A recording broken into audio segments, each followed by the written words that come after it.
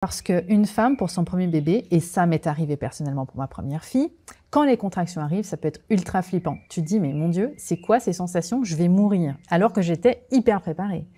Et en fait, quand tu sais pas ce qui se passe, que tu as mal, et qu'en plus de toi, autour de toi, tu as un entourage, ou un conjoint qui flippe, ou ta mère ou ta belle-mère qui est là dans les parages, et puis qui est aussi pas très à l'aise, ou alors un personnel médical qui vient toutes les 2 secondes te déranger pour prendre des mesures, des paramètres, ou te parler, ben en fait, tout ça fait que tu vas pas du tout être apte à gérer ton moment en étant connecté avec ce qui se passe. Si tu veux savoir ce qui se passe, il faut 2 choses.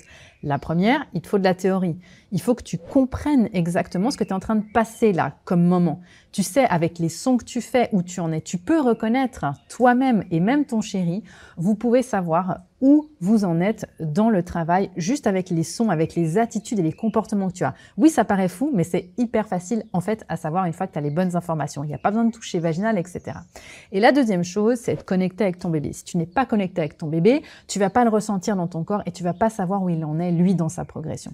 À partir de là, si tu es dans une zone de flou à cause de ces 2 points-là que tu maîtrises pas, eh ben, tu vas partir dans une flip et cette flip, elle est possible avec l'adrénaline.